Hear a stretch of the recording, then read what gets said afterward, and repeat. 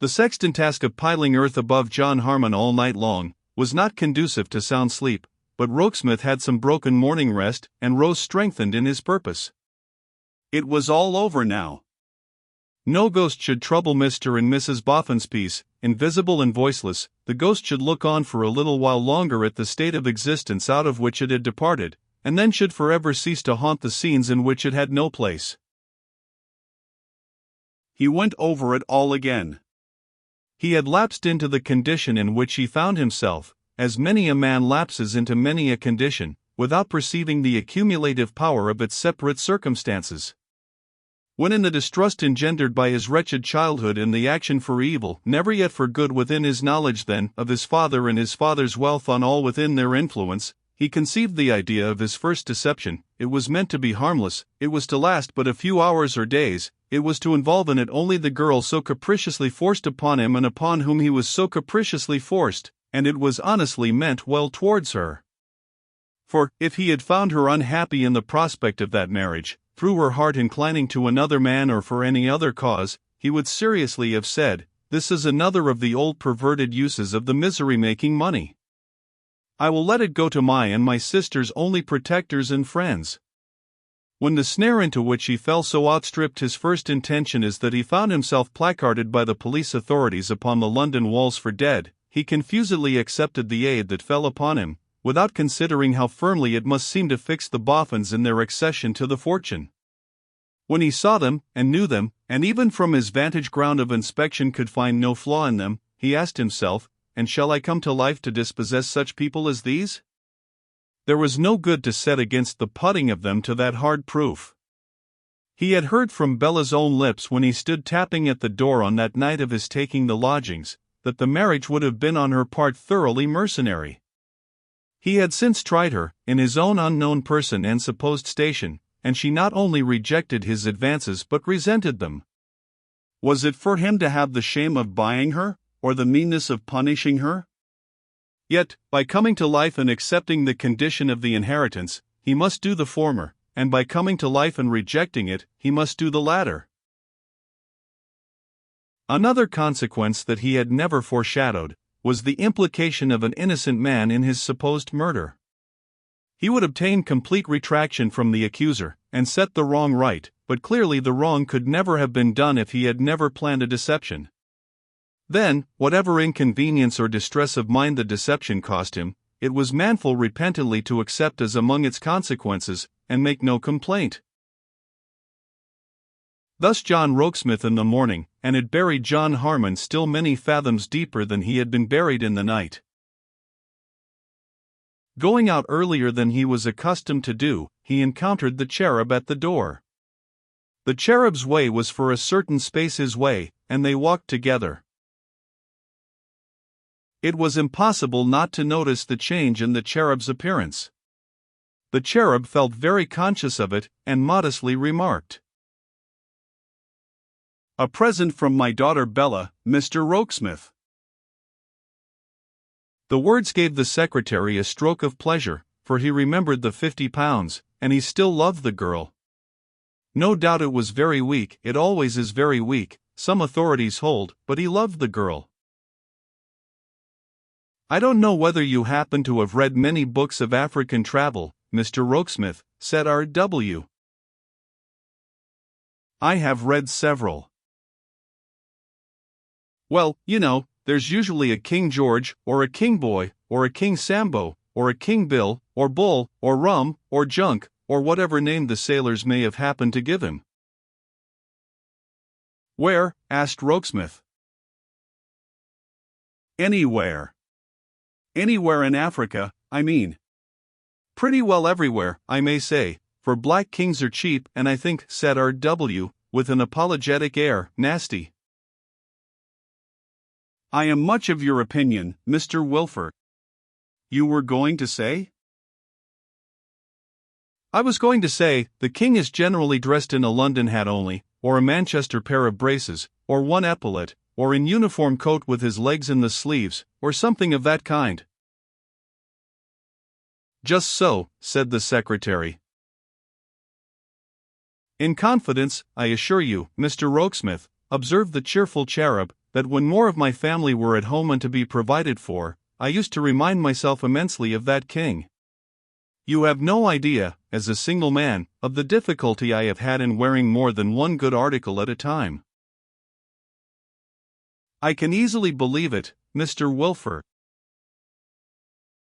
I only mention it, said R.W., in the warmth of his heart, as a proof of the amiable, delicate, and considerate affection of my daughter Bella. If she had been a little spoilt, I couldn't have thought so very much of it, under the circumstances. But no, not a bit. And she is so very pretty. I hope you agree with me in finding her very pretty, Mr. Rokesmith? Certainly I do. Every one must. I hope so, said the cherub. Indeed, I have no doubt of it. This is a great advancement for her in life, Mr. Rokesmith. A great opening of her prospects? Miss Wilfer could have no better friends than Mr. and Mrs. Boffin. Impossible, said the gratified cherub. Really, I begin to think things are very well as they are. If Mr. John Harmon had lived. He is better dead, said the secretary. No, I won't go so far as to say that, urged the cherub, a little remonstrant against the very decisive and unpitying tone, but he mightn't have suited Bella, or Bella mightn't have suited him, or 50 things, whereas now I hope she can choose for herself. Has she, as you place the confidence in me of speaking on the subject, you will excuse my asking, has she perhaps chosen, faltered the secretary. Oh dear no, returned R.W. Young ladies sometimes, Rokesmith hinted, choose without mentioning their choice to their fathers. Not in this case, Mr. Rokesmith. Between my daughter Bella and me there is a regular league and covenant of confidence. It was ratified only the other day. The ratification dates from these, said the cherub, giving a little pull at the lapels of his coat and the pockets of his trousers. Oh no, she has not chosen. To be sure, young George Sampson, in the days when Mr. John Harmon, who I wish had never been born, said the secretary, with a gloomy brow. R.W. looked at him with surprise, as thinking he had contracted an unaccountable spite against the poor deceased, and continued, in the days when Mr. John Harmon was being sought out, young George Sampson certainly was hovering about Bella, and Bella let him hover. But it never was seriously thought of, and it's still less than ever to be thought of now. For Bella is ambitious, Mr. Rokesmith, and I think I may predict will marry fortune. This time, you see, she will have the person and the property before her together, and will be able to make her choice with her eyes open. This is my road. I am very sorry to part company so soon. Good morning, sir. The secretary pursued his way, not very much elevated in spirits by this conversation, and, arriving at the Boffin mansion, found Betty Higdon waiting for him. I should thank you kindly, sir, said Betty, if I might make so bold as have a word or two. Why you? She should have as many words as she liked, he told her, and took her into his room, and made her sit down. 'Tis concerning Sloppy, sir, said Betty. And that's how I come here by myself. Not wishing him to know what I may going to say to you, I got the start of him early and walked up. You have wonderful energy, returned Rokesmith. You are as young as I am. Betty Higdon gravely shook her head. I am strong for my time of life, sir, but not young, thank the Lord. Are you thankful for not being young? Yes, sir. If I was young, it would all have to be gone through again, and the end would be a weary way off, don't you see? But never mind me, 'tis concerning Sloppy. And what about him, Betty? 'Tis just this, sir. It can't be reasoned out of his head by any powers of mine but what that he can do right by your kind lady and gentleman and do his work for me, both together. Now he can't. To give himself up to being put in the way of earning a good living and getting on, he must give me up. Well, he won't. I respect him for it, said Rokesmith. Do ye, sir? I don't know but what I do myself.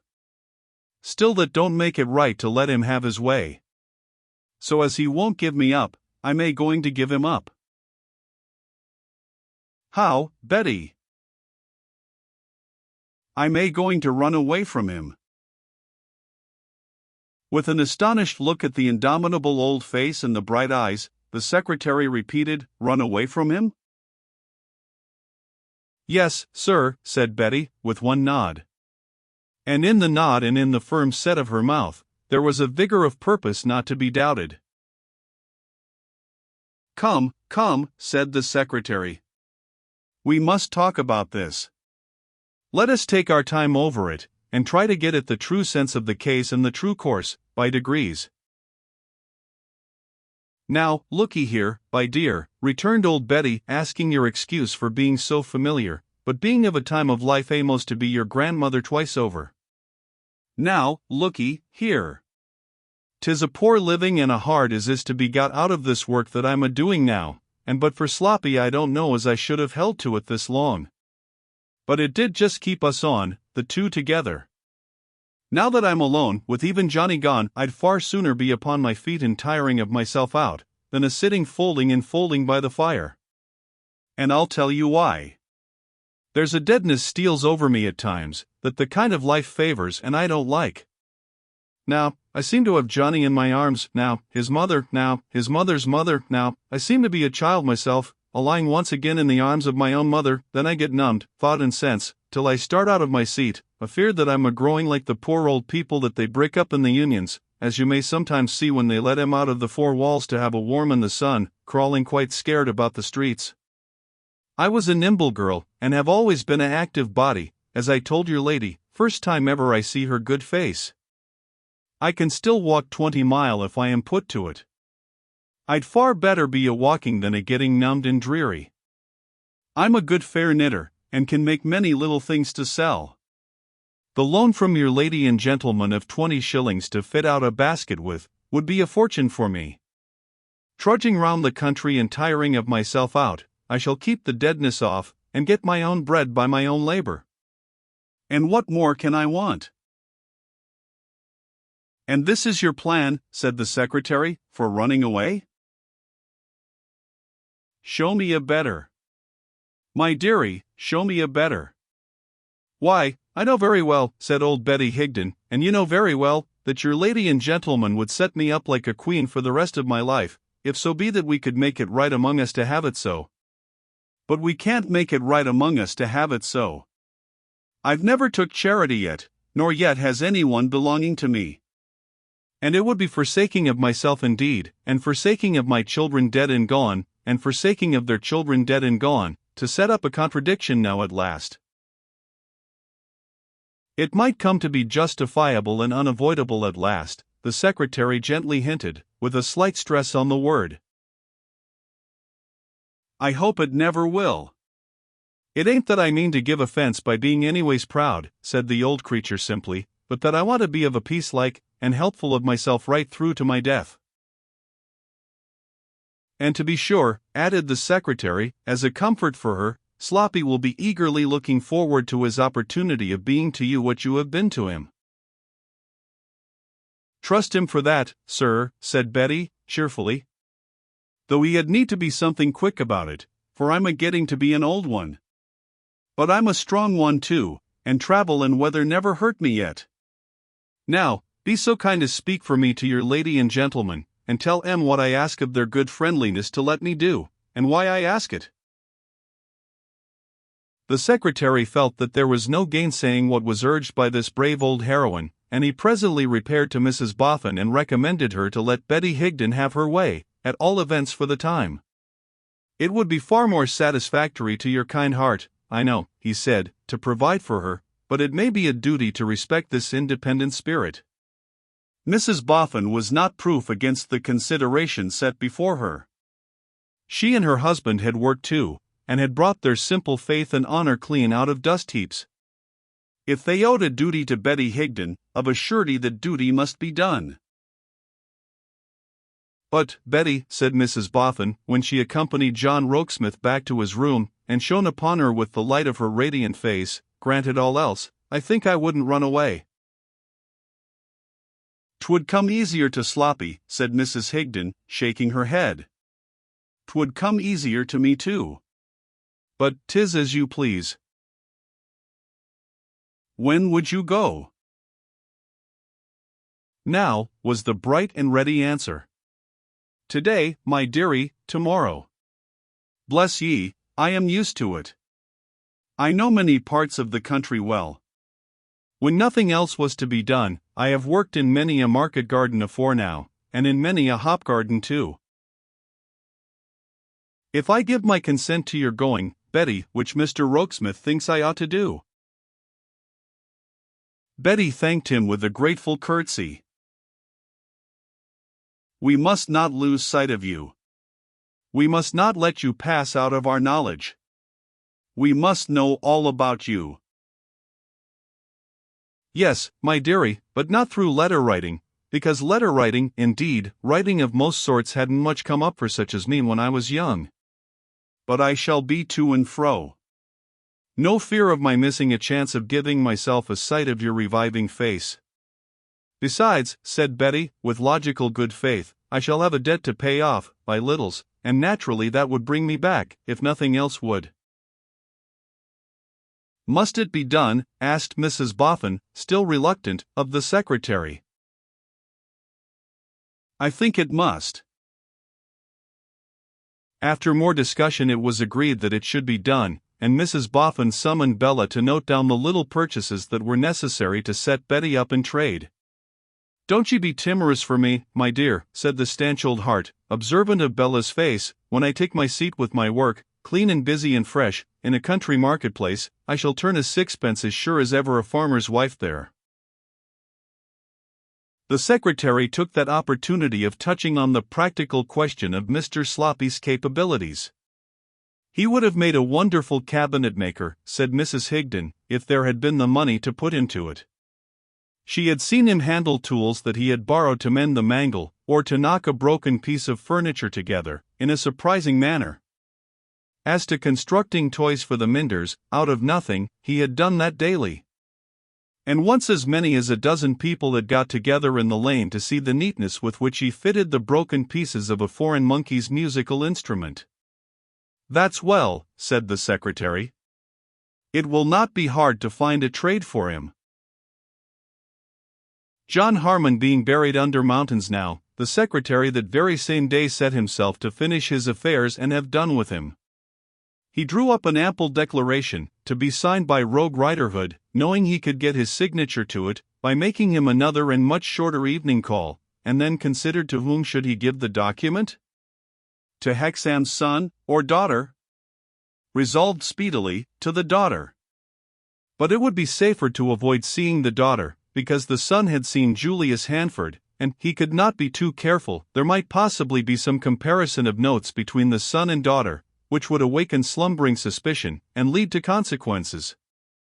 I might even, he reflected, be apprehended as having been concerned in my own murder. Therefore, best to send it to the daughter under cover by the post. Pleasant Riderhood had undertaken to find out where she lived, and it was not necessary that it should be attended by a single word of explanation. So far, straight. But, all that he knew of the daughter he derived from Mrs. Boffin's accounts of what she heard from Mr. Lightwood, who seemed to have a reputation for his manner of relating a story, and to have made this story quite his own. It interested him, and he would like to have the means of knowing more, as, for instance, that she received the exonerating paper, and that it satisfied her, by opening some channel altogether independent of Lightwood, who likewise had seen Julius Hanford, who had publicly advertised for Julius Hanford, and whom of all men he, the secretary, most avoided. But with whom the common course of things might bring me in a moment face to face, any day in the week or any hour in the day. Now, to cast about for some likely means of opening such a channel. The boy, Hexam, was training for and with a schoolmaster. The secretary knew it, because his sister's share in that disposal of him seemed to be the best part of Lightwood's account of the family. This young fellow, Sloppy, stood in need of some instruction. If he, the secretary, engaged that schoolmaster to impart it to him, the channel might be opened. The next point was, did Mrs. Boffin know the schoolmaster's name? No, but she knew where the school was. Quite enough. Promptly the secretary wrote to the master of that school, and that very evening Bradley Headstone answered in person. The secretary stated to the schoolmaster how the object was, to send to him for certain occasional evening instruction, a youth whom Mr. and Mrs. Boffin wished to help to an industrious and useful place in life. The schoolmaster was willing to undertake the charge of such a pupil. The secretary inquired on what terms. The schoolmaster stated on what terms. Agreed and disposed of. "May I ask, sir," said Bradley Headstone, "to whose good opinion I owe a recommendation to you?" "You should know that I am not the principal here. I am Mr. Boffin's secretary. Mr. Boffin is a gentleman who inherited a property of which you may have heard some public mention, the Harmon property." "Mr. Harmon," said Bradley, who would have been a great deal more at a loss than he was, if he had known of whom he spoke, "was murdered and found in the river." Was murdered and found in the river. It was not. "No," interposed the secretary, smiling, "it was not he who recommended you. Mr. Boffin heard of you through a certain Mr. Lightwood.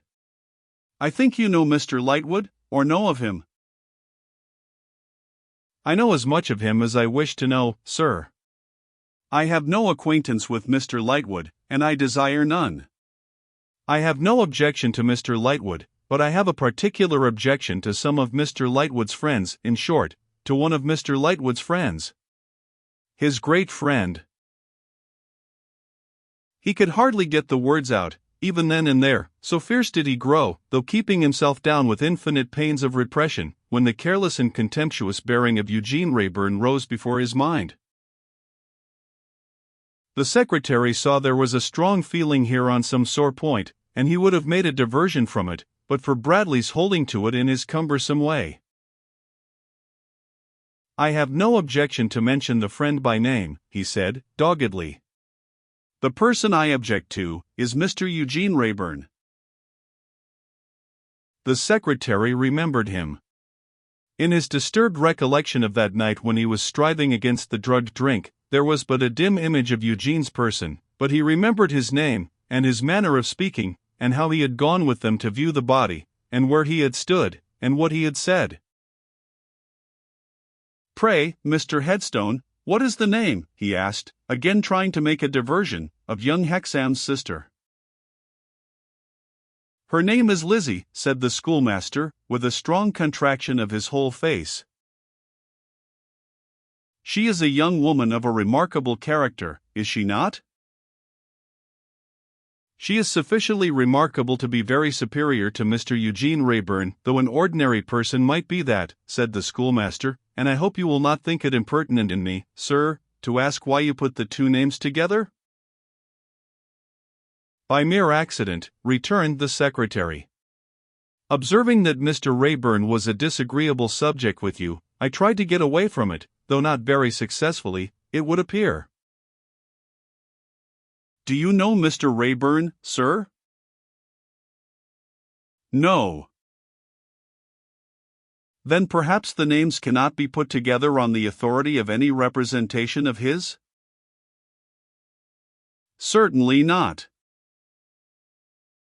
"I took the liberty to ask," said Bradley, after casting his eyes on the ground, "because he is capable of making any representation, in the swaggering levity of his insolence. I hope you will not misunderstand me, sir. I am much interested in this brother and sister, and the subject awakens very strong feelings within me. Very, very strong feelings." With a shaking hand, Bradley took out his handkerchief and wiped his brow. The secretary thought, as he glanced at the schoolmaster's face, that he had opened a channel here indeed, and that it was an unexpectedly dark and deep and stormy one, and difficult to sound. All at once, in the midst of his turbulent emotions, Bradley stopped and seemed to challenge his look. Much as though he suddenly asked him, "What do you see in me?" "The brother, young Hexam, was your real recommendation here," said the secretary, quietly going back to the point, Mr. and Mrs. Boffin happening to know, through Mr. Lightwood, that he was your pupil. "Anything that I ask respecting the brother and sister, or either of them, I ask for myself out of my own interest in the subject, and not in my official character, or on Mr. Boffin's behalf. How I come to be interested, I need not explain. You know the father's connection with the discovery of Mr. Harmon's body." "Sir," replied Bradley, very restlessly indeed, "I know all the circumstances of that case." "Pray tell me, Mr. Headstone," said the secretary, "does the sister suffer under any stigma because of the impossible accusation, groundless would be a better word, that was made against the father, and substantially withdrawn?" "No, sir," returned Bradley, with a kind of anger. "I am very glad to hear it." "The sister," said Bradley, separating his words over carefully, and speaking as if he were repeating them from a book, "suffers under no reproach that repels a man of unimpeachable character who had made for himself every step of his way in life, from placing her in his own station.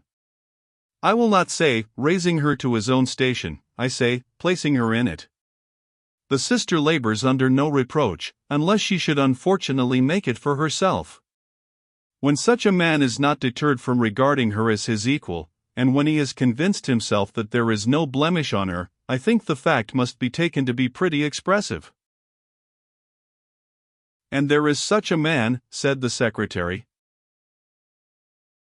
Bradley Headstone knotted his brows, and squared his large lower jaw, and fixed his eyes on the ground with an air of determination that seemed unnecessary to the occasion, as he replied, "And there is such a man." The secretary had no reason or excuse for prolonging the conversation, and it ended here. Within 3 hours the oakum-headed apparition once more dived into the leaving shop, and that night Rogue Riderhood's recantation lay in the post office, addressed under cover to Lizzie Hexam at her right address. All these proceedings occupied John Rokesmith so much, that it was not until the following day that he saw Bella again. It seemed then to be tacitly understood between them that they were to be as distantly easy as they could, without attracting the attention of Mr. and Mrs. Boffin to any marked change in their manner. The fitting out of old Betty Higden was favorable to this, as keeping Bella engaged and interested, and as occupying the general attention. "I think," said Rokesmith, when they all stood about her, while she packed her tidy basket, except Bella, who was busily helping on her knees at the chair on which it stood, "that at least you might keep a letter in your pocket, Mrs. Higden, which I would write for you and date from here, merely stating, in the names of Mr. and Mrs. Boffin, that they are your friends. I won't say patrons, because they wouldn't like it." No, said Mr. Boffin, "no patronizing. Let's keep out of that, whatever we come to. There's more than enough of that about, without us, ain't there, Noddy?" said Mrs. Boffin. "I believe you, old lady," returned the Golden Dustman. "Overmuch indeed." "But people sometimes like to be patronized, don't they, sir?" asked Bella, looking up. "I don't. And if they do, my dear, they ought to learn better," said Mr. Boffin. "Patrons and patronesses, and vice-patrons and vice-patronesses, and deceased patrons and deceased patronesses, and ex-vice-patrons and ex-vice-patronesses, what does it all mean in the books of the charities that come pouring in on Rokesmith as he sits among 'em pretty well up to his neck? If Mr. Tom Noakes gives his 5 shillings, ain't he a patron, and if Mrs. Jack Stiles gives her 5 shillings, ain't she a patroness? What the deuce is it all about? If it ain't stark staring impudence, what do you call it?" "Don't be warm, Noddy," Mrs. Boffin urged. "Warm?" cried Mr. Boffin. "It's enough to make a man smoking hot. I can't go anywhere without being patronized. I don't want to be patronized. If I buy a ticket for a flower show, or a music show, or any sort of show, and pay pretty heavy for it, why am I to be patronied and patronized as if the patrons and patronesses treated me? If there's a good thing to be done, can't it be done on its own merits? If there's a bad thing to be done, can it ever be patronied and patronized, right? Yet when a new institution's going to be built, it seems to me that the bricks and mortar ain't made of half so much consequence as the patrons and patronesses, no, nor yet the objects. I wish somebody would tell me whether other countries get patronized to anything like the extent of this one. And as to the patrons and patronesses themselves, I wonder they're not ashamed of themselves. They ain't pills, or hair washes, or invigorating nervous essences, to be puffed in that way. Having delivered himself of these remarks, Mr. Boffin took a trot, according to his usual custom, and trotted back to the spot from which he had started. As to the letter, Rokesmith, said Mr. Boffin, you're as right as a trivet. Give her the letter, make her take the letter, put it in her pocket by violence. She might fall sick. You know you might fall sick, said Mr. Boffin. Don't deny it, Mrs. Higden, in your obstinacy, you know you might. Old Betty laughed, and said that she would take the letter and be thankful. That's right, said Mr. Boffin. Come. That's sensible. And don't be thankful to us, for we never thought of it, but to Mr. Rokesmith. The letter was written, and read to her, and given to her. Now, how do you feel, said Mr. Boffin. Do you like it? The letter, sir, said Betty. Aye, it's a beautiful letter. No, not the letter, said Mr. Boffin, the idea. Are you sure you're strong enough to carry out the idea? I shall be stronger, and keep the deadness off better, this way, than any way left open to me, sir. Don't say than any way left open, you know, urged Mr. Boffin, because there are ways without end. A housekeeper would be acceptable over yonder at the Bower, for instance. Wouldn't you like to see the Bower, and know a retired literary man of the name of Wegg that lives there, with a wooden leg? Old Betty was proof even against this temptation, and fell to adjusting her black bonnet and shawl. I wouldn't let you go, now it comes to this, after all, said Mr. Boffin, if I didn't hope that it may make a man and a workman of Sloppy, in as short a time as ever a man and workman was made yet. Why, what have you got there, Betty? Not a doll? It was the man in the guards who had been on duty over Johnny's bed. The solitary old woman showed what it was, and put it up quietly in her dress. Then, she gratefully took leave of Mrs. Boffin, and of Mr. Boffin, and of Rokesmith, and then put her old withered arms round Bella's young and blooming neck, and said, repeating Johnny's words, a kiss for the boofer lady. The secretary looked on from a doorway at the boofer lady thus encircled, and still looked on at the boofer lady standing alone there, when the determined old figure with its steady bright eyes was trudging through the streets, away from paralysis and pauperism.